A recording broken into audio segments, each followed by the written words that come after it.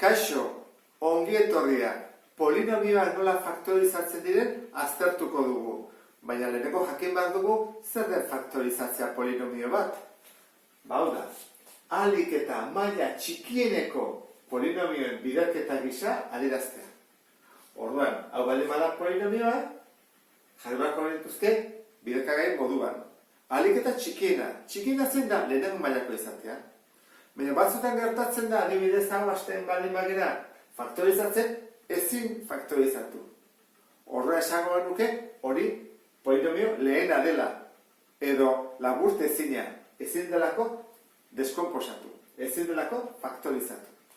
Eta nola faktorizatzen den, jakiteko sistema bat azalduko dizut. Lau prozedura ditugu, goitik bera, lehenengo galdetu beharko genuke, ea biderkagai komuna atera daiteken.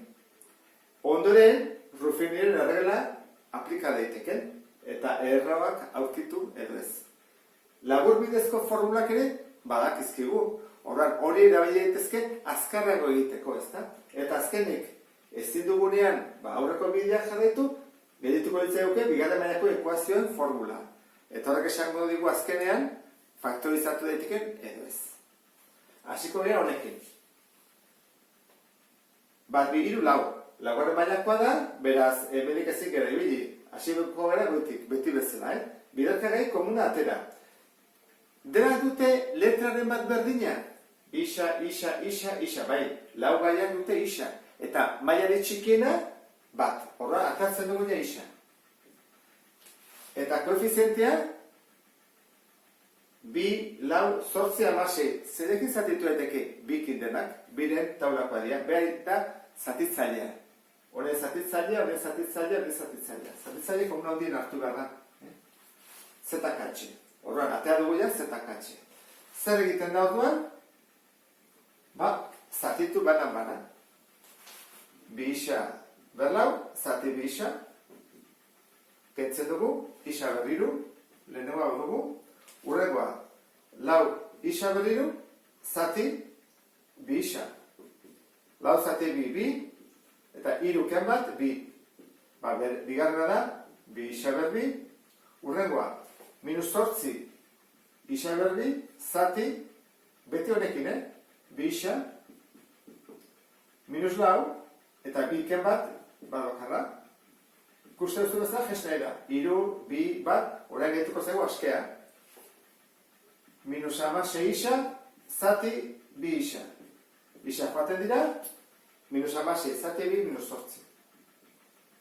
Hasi gara faktorizatzen.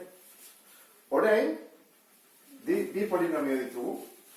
Batetik, bi isa monomio dela, eta gero beste guztia. Jarraitu egin bat dugu. Hemen ja lortu dugu, lehenengo mailako delako. Hau, hirugarren mailakoa denez, jarraitu bat dugu zerbait egiten. Lehenengo bidea agortu dugu. Ezin dugu ja biderkagai komuna atera. Asko bainake Ruffinirekin. Jarriko ditugu, hauen koefizienteak. Bat, bi, minus lau, minus zortzi. Bat, bi, minus lau, minus zortzi.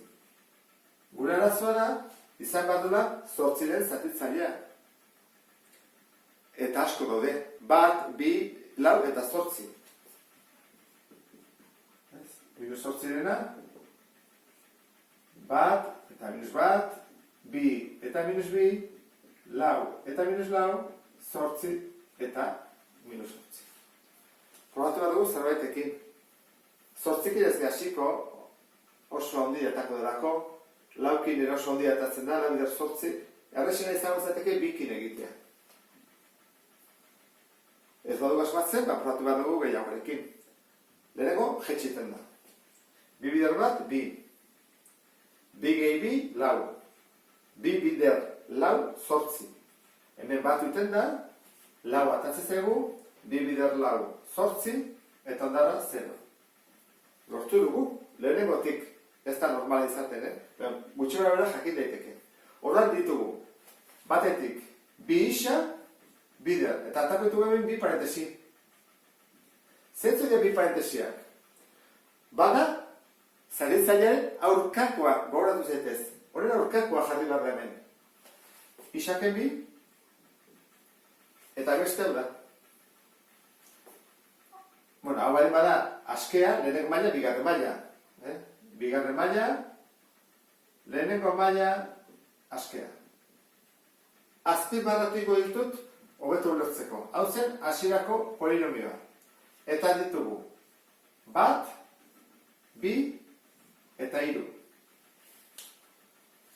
Gertatzen dela lehenengo mailakoa, beraz ezin da gehiago faktorizatu, hau ez, bai hau posible da, bigarren mailakoa delako.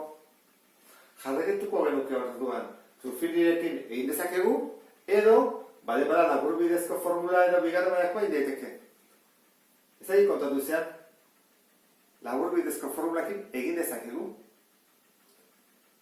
Zagozateko horrela.